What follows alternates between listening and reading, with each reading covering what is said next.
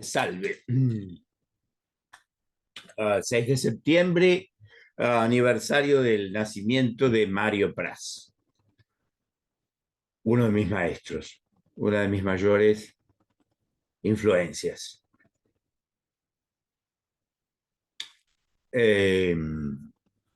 Nació en Roma, 1896, es un crítico, coleccionista, teórico, historiador del arte, y uno de los, si no el prosista más extraordinario, más brillante, el mejor prosista italiano del siglo pasado, junto con, aquí estamos, con la prosa de Emilio Cecchi, el padre de Suso Cecchi d'Amico, la de Tomasi de Lampedusa, el autor del Gato Pardo, y el que espero que lean, he hecho todo lo posible, que es Salvatore Satta, el autor del Giorno del Giudizio, del Día del Juicio, que está traducida.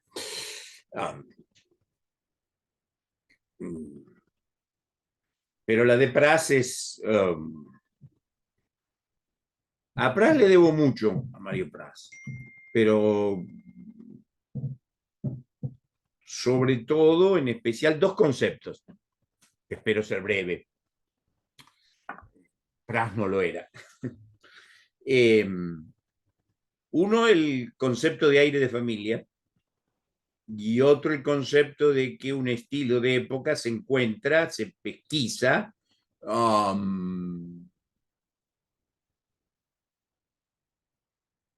en la obra menor, en la obra epigonal, en la obra de carácter directamente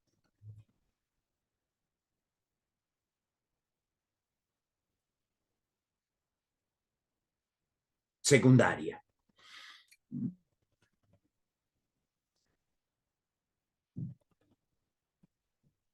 El aire de familia, o como diría Mario Praz, aquello que da el do o el la de una época,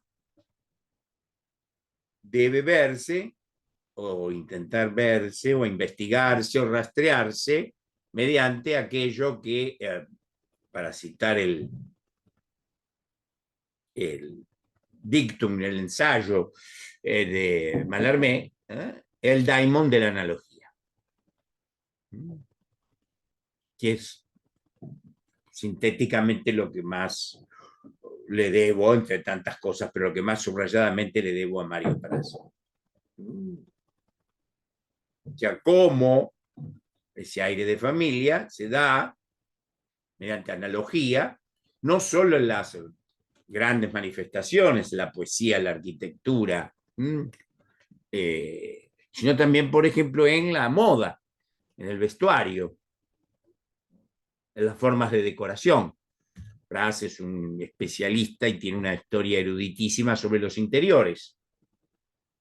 Y hay que su más o menos amigo Luchino Visconti, en su penúltimo film, y uno de mis films favoritos, Grupo de familia en un interno, esto es Grupo de familia en un interior, el personaje del profesore, interpretado por Burt Lancaster, es en clave bastante clave declarada, es Mario Praz.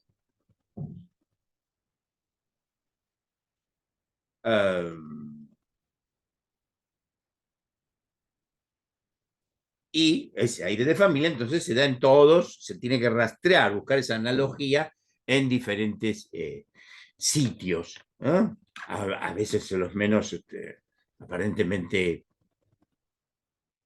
consagrados.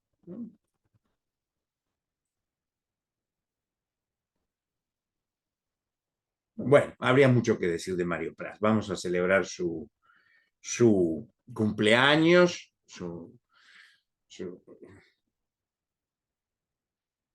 es de vieja familia. Praz es familia de... triestino-suiza, ¿no? Del Ticino, posiblemente, y hacia el 1500, ahí en el Val d'Aosta, donde hubo una suerte de decisión dentro del cristianismo, ¿no? Los valdenses, la familia de Praz, de su padre, que eran católicos, tuvieron que emigrar. Creo que primero emigraron a Trieste y luego a Roma, donde nacería Mario Praz. Parte de madre es de la antigua familia noble, nobiliaria.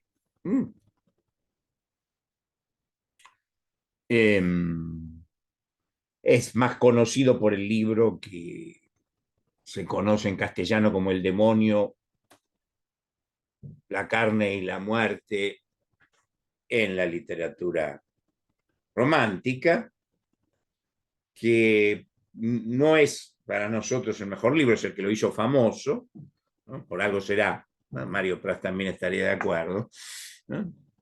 Porque despertó en los años 30, en su primera de las tantísimas ediciones, una suerte de escandalete, sobre todo porque en ese momento y bastante tiempo después toda la crítica italiana estaba sumida en el crochismo, ¿no?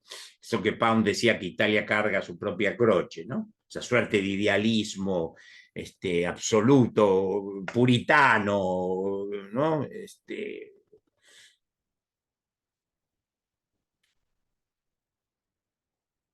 Frígido, algo raro, ¿no? En Italia, es esa suerte de hegelianismo importado en Italia, de Croce, ¿no? Que verdaderamente creo que ha hecho un daño eh, que la crítica italiana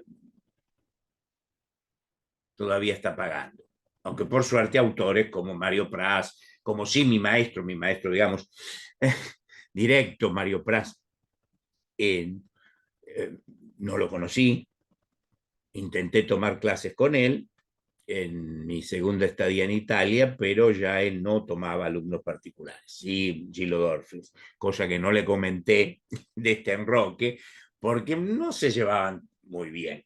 Pero bueno, gracias a Gillo Dorfles, a Mario Praz, a Emilio Cecchi, hoy en día a Massimo Cacciari, a Piero Citati, eh, como tantos otros autores, la crítica, la teoría estética italiana pudo huir de ese magma frígido, llama, ¿no? Esa suerte de, de, idealismo, esa suerte de angelismo ateo, ¿no? De Croce. Y precisamente cuando salió en el año 30, 30 y pico, la primera edición, claro, Croce se escandalizó, lo cual sirvió muchísimo para que Praz se ubicara bastante. Praz, por supuesto, que era un hombre muy fuerte, digamos, muy seguro, muy irónico, además, una lengua de trapo terrible, no sea Milano, sino que replicó duramente, ¿no? En el prólogo a la segunda edición, que tiene traducción castellana, hay dos versiones castellanas, en castellano, en español, eh, no solo no sea Milano, sino que le respondió con bastante erudición y crudeza. Para nuestro gusto, para mi gusto, nuestros libros de cabecera de Mario Praz, bueno, primero su autobiografía, sus memorias, La Casa de la Vida, ¿no? Los libros más bellos, ¿no? Inteligentes, sutiles, del ensayo de la prosa ensayística italiana, que describe de manera muy particular su biografía. Se va describiendo, ¿no? Toda la casa, las primeras de las que tuvo, el Palazzo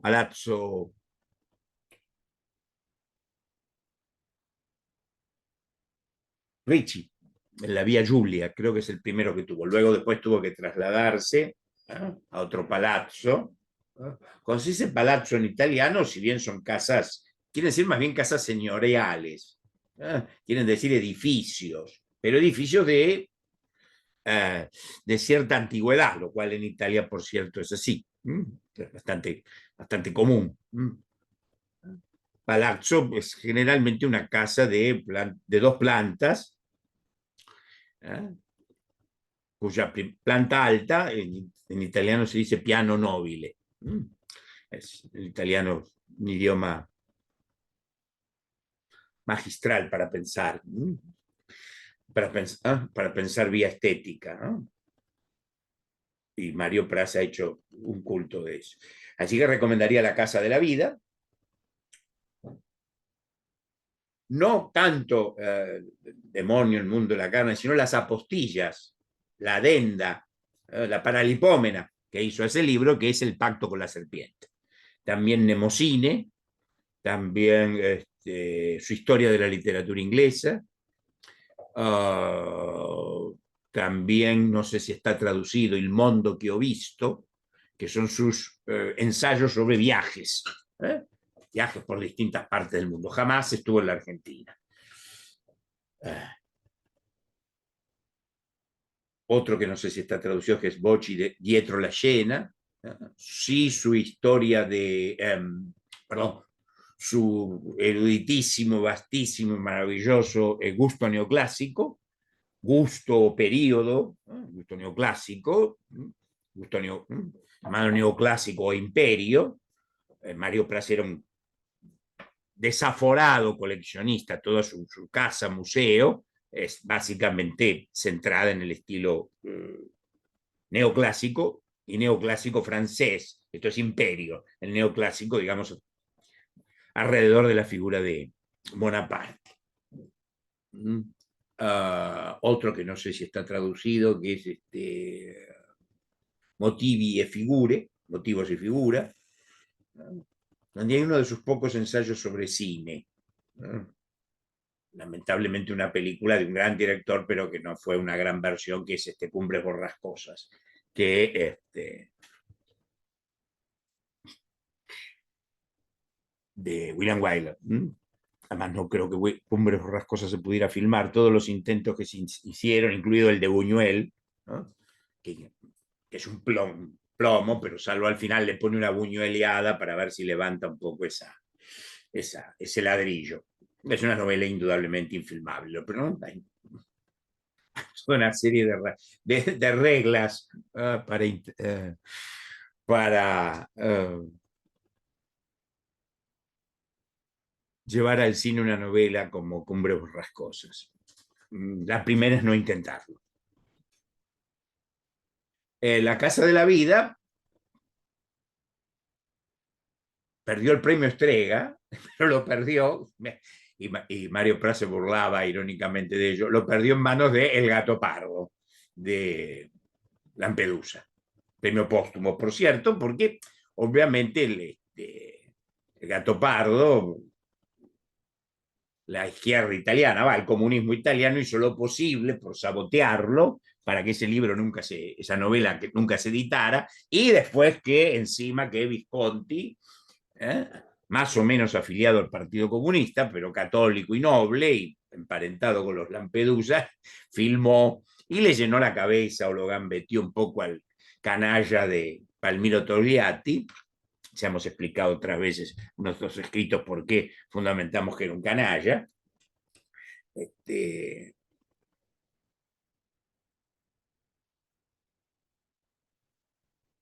Terminó filmando, ¿no? Si bien se tomó algunas, ¿tomaría Fernet Mario Praz? Imagino que sí. Luego más de Campari, de Negroni. Bueno, pero me hubiera llevado tiempo. Bueno, esos son los libros para comenzar a deleitarse, Mario Praz. Bueno, y estaba la idea esta, lo que más me ha influido, que es buscar, si uno quiere entender un periodo, ¿no?, a partir del aire de familia, buscar siempre el autor menor, lateral, directamente un epígono. ¿Por qué? Porque si en un periodo buscamos, por ejemplo, el genio participa del periodo lateralmente, como es un genio, simplemente el periodo, el momento, es algo ocasional, ¿no? Tangencial. En cambio, el autor menor, epigonal, ese sí nos va a dar el, ¿cómo es? El do, el la. ¿Ah? ¿Sí?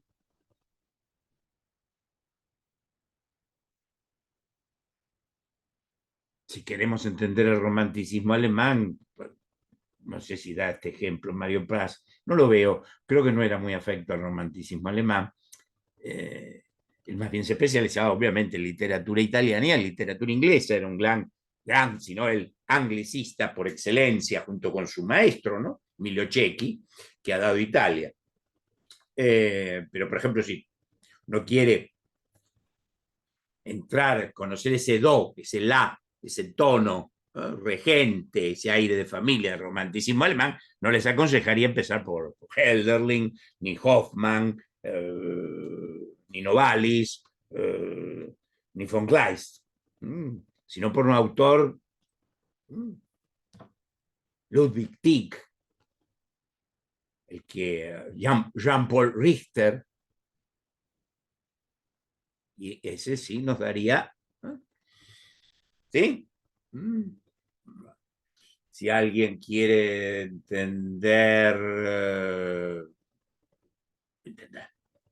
iniciarse en el entendimiento del tango de la Guardia Vieja, ¿no?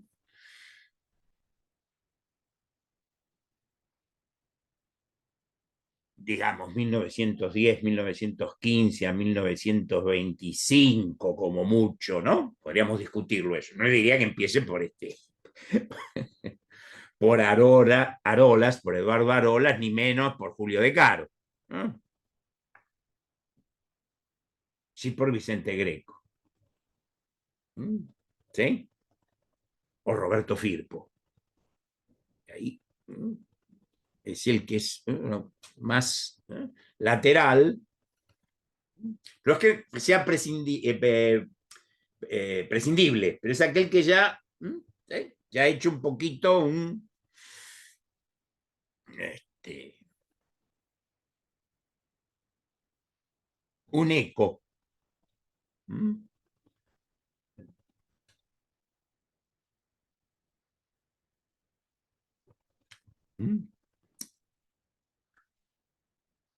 Y ya que estamos, bastante autobiográficos, bueno, todas estas charlas intentan ser lo más autobiográficas posibles, y cuando estamos en lo italiano más todavía, algunas lectores, personas, seguidores, que ya haremos más ya es hora con 71 años de hacer algo un poco más autobiográfico, aunque esto también es muy autobiográfico. Bueno, mi concepto de lo austrohúngaro en Hollywood, lo austrohúngaro en el cine clásico de Hollywood, por ejemplo, lo hemos descubierto empleando el método de Mario Praz. Esto es, aquello que llamamos, que explicitamos, creo que bastante extenso, medulosamente, elemento austrohúngaro en el cine clásico de Hollywood, no lo íbamos a encontrar o lo íbamos a buscar, por ejemplo, en los grandes austrohúngaros, o sea, en Mankiewicz, en Kukor, en Douglas Sirk, si bien alemán, nacido en Hamburgo y de padre danés, no en los grandes autores, sino precisamente en alguien que, por otro lado, podemos aclarar que no es que me disguste, sino que es menor, que es Billy Wilder. En Billy Wilder, que es dentro del elemento austrohúngaro, la atmósfera austrohúngara del cine, la influencia de puesta en escena, de visión del mundo, en Mankiewicz, en Kukor, en Douglas Sirk, aún en los 3 o 4 films que Max Ophuls, el gran director austrohúngaro, por cierto, hizo en Hollywood, no lo encontraríamos. En cambio, en Billy Wilder, sí, Sunset Boulevard. Sunset Boulevard ahí es tan austrohúngara que ya rosa su propia caricatura. De luego, ¿no? Que quede claro, por cierto, que no es que no entra en nuestro concepto del cine, por supuesto que es un autor menor, es un autor epigonal. Y esos son muy útiles, por ejemplo, para eso. Ahí pesqué, ¿no? Con Sunset Boulevard, ¿no? Con Fedora, su penúltimo film, que debería haber sido el último, que era eso, el aire de familia, el do. Así que esto también se lo debo a Mario Praz, entre tantas cosas, y esto se está haciendo larguísimo, pero Mario Praz era un gran conversador. Lamentablemente no conversé con él. Sí a ver, con conocidos de él, colegas, incluso feliz de ellos, ¿no? Beati Lei, discípulos de Mario Praz, ¿no? Tanto en la Universidad La Sapienza de Roma como particulares. Espero que ahí ambos en el paraíso, ¿no? En el paraíso de la belleza, mi sí directo maestro Gillo Orfles, de Trieste, ¿no? De familia hebrea, como se dice en Italia, hebrea triestina, ¿no? Estén peleándose ahí. Bueno, otro día vamos a dedicarle uno más en extenso a Guido Dorfes, a cual le debo muchísimo también, ¿no? Directamente, entre tantos otros. Pero en eso tendremos muchos defectos, cientos, en fin, pero no somos desagradecidos. Siempre que alguien en el pensar y poetizar nos ha enseñado, guiado algo, ahí viene la cita, viene la...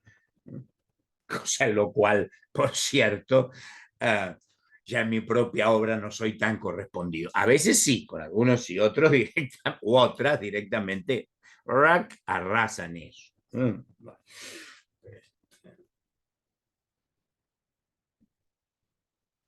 Pero bueno, así que hoy es el aniversario entonces de Mario Praz. Cuando hay libros y alguna vez de ensayos críticos, ¿eh? Misceláneo de varios temas, de poesía, de teatro,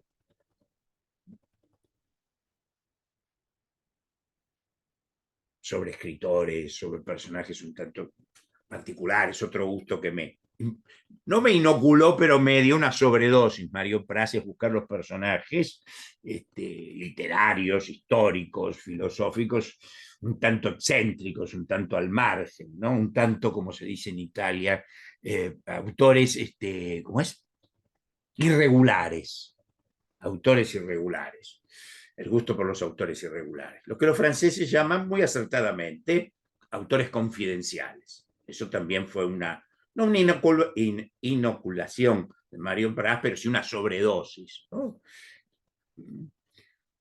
Que aquí, y ahora se me ocurre, juro, lo juro por mi nonna, ¿no? Mi abuela, ¿no? Concetta di Renzo, también aristócrata, venida menos, como la familia materna de Mario Praz. Así que un día vamos a contar eso, ¿no? La historia italiana del siglo XIX, nefasta para muchos de nosotros, sobre todo los súbditos del reino de las dos Sicilias. Bueno, un'altra historia. Así que, ¿qué más? Bueno, en ese libro, ya terminado, que se llama, está anunciado incluso en nuestras páginas, en mi retiro filosófico, hay un larguísimo estudio, ensayo sobre Mario Praz. Ahí, dos cosas entonces. Su figura, como el profesor, esto es interpretado por Bar Lancaster en Grupo de Familia Militar. Hay dos versiones, digamos, o sea, en La Casa de la Vida, Mario Praz se intercambian un poco de flores con Visconti, y hace una ironía que está muy bien la película, pero desde luego, ojalá, dice Mario Praz, hubiera sido tan atractivo como Burt Lancaster. Aunque a la salida del cine, cuando la fue a ver con un amigo, con un alumno este, le comentó: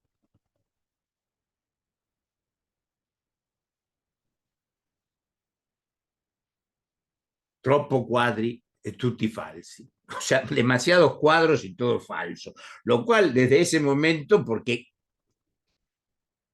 que Visconti haya usado cuadros falsos, en este caso grupos de familia dieciochescos, casi todos de procedencia inglesa o francesa, nunca lo pude constatar. Pero igual ahí se encontraron dos potencias, desde luego, ¿no? Muy, con mucho, que tenía mucho aire de familia. Bien, para entonces saber si ya no se durmieron o,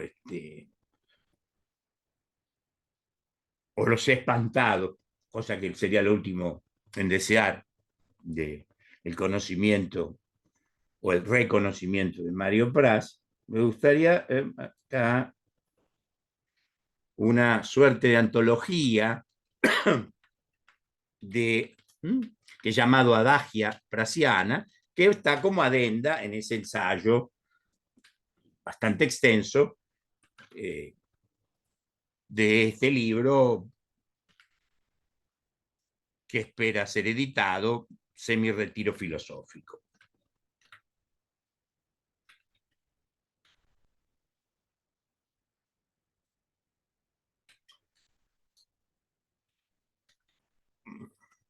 A ver, aquí una. ¿Por qué de la madreperla nace la perla? Un agente extraño, una irritación, un dolor creador, una herida saludable. Como muchos subproductos, al insistir burdamente sobre ciertos rasgos, constituye una crítica implícita de ese gusto.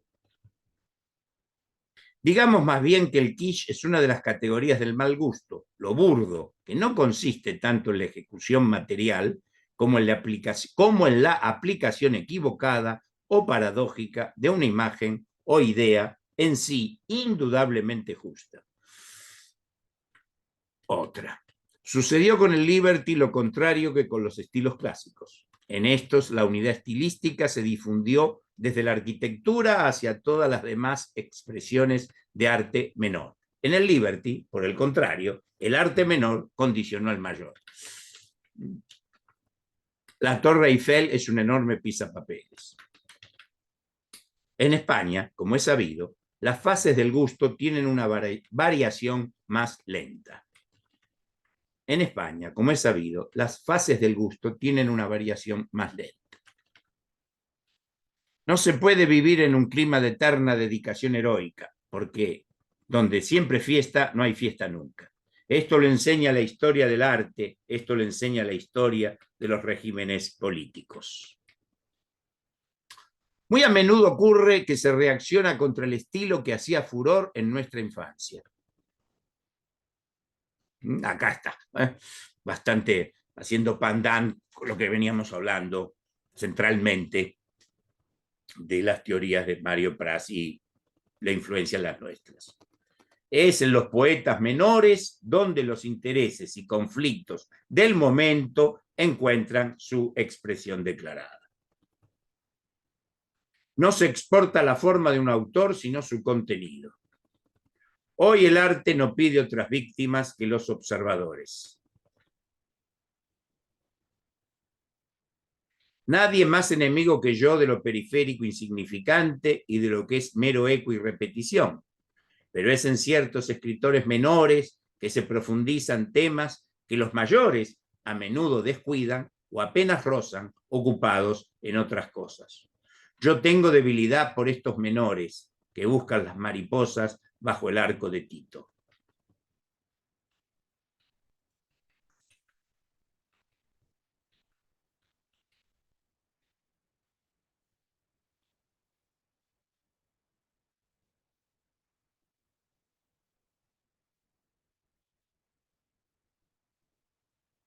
Los arquitectos manieristas estaban fascinados por la apariencia incompleta, incompleta entrecomillado, del orden falseado. Los arquitectos manieristas estaban fascinados por la apariencia incompleta del orden falseado. En realidad, para Poussin, el arte no era imitación de la naturaleza ni de una idea, sino imitación de la historia en sentido virgiliano, recuerdo y promesa. Igual que muchas de las revoluciones, la suya, la de Rembrandt, consistió en una vuelta al pasado. ¿No? La voy a repetir esta. Igual que muchas de las revoluciones, o que muchas de las revoluciones, consiste en una vuelta al pasado.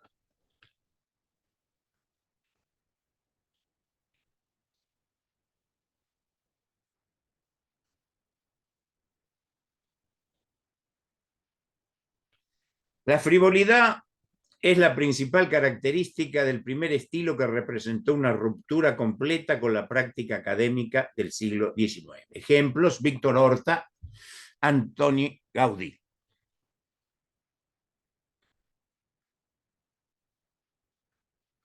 Bueno,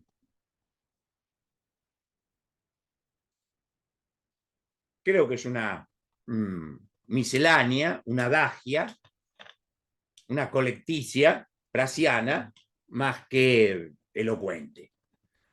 Con Mario Pras, como tantos autores, no tantos, pero como afortunadamente muchos autores, como diría Bioy, el lápiz colorado, ¿no? Tiene que estar siempre cerca del libro, bien a la mano, porque incita al subrayado, al corchete, a la flechita, como me gusta hacer por mi parte, de continuo. Bueno, entonces, feliz aniversario del nacimiento de Mario Pras. Salud.